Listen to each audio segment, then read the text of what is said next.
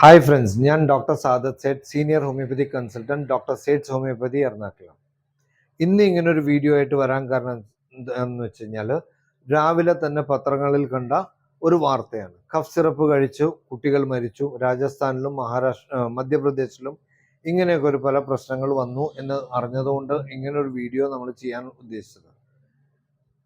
Cough syrup എന്ന് പറഞ്ഞത് നമ്മളുടെ ജീവൻ രക്ഷിക്കാൻ കൊടുക്കുന്നതും അത് കഴിച്ചിട്ട് കുട്ടികൾ മരിക്കുക, അതിനെതിരെ വന്നിട്ടുള്ള റിയാക്ഷനോ അല്ലെങ്കിൽ അതിലുള്ള ഒരു കെമിക്കൽ കണ്ടന്റ് കൂടിപ്പോയതോ അതുകൊണ്ട് ആയിരിക്കാം.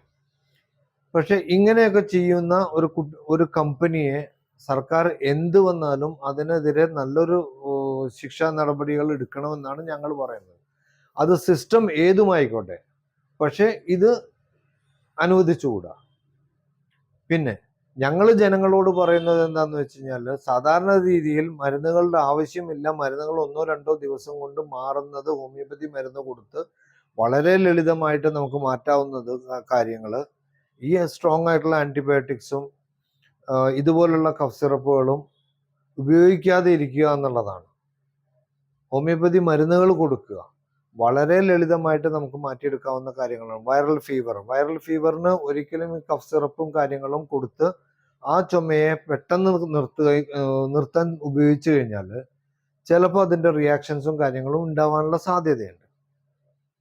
അതുകൊണ്ട് ചെറിയ കുട്ടികൾക്ക് 2 വയസ്സ് മുതലുള്ള കുട്ടികൾക്കൊക്കെ, അതിലും താഴെയുള്ള കുട്ടികൾക്കൊക്കെ കഫ് സിറപ്പോ അല്ലെങ്കിൽ അതുപോലെയുള്ള സ്ട്രോങ് ആയിട്ടുള്ള മരുന്നുകൾ കൊടുക്കാതെ 1-2 ദിവസം എടുത്താലും അത് ശാശ്വതമായിട്ട് മാറ്റുക, നല്ല എഫക്റ്റീവായിട്ട് മാറ്റുക, സൈഡ് എഫക്ട്സ് ഇല്ലാതെ മാറ്റുക എന്നുള്ളതിലോട്ടാണ് ആദ്യം പോകേണ്ടത്.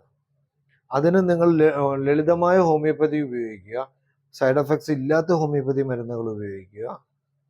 Thank you.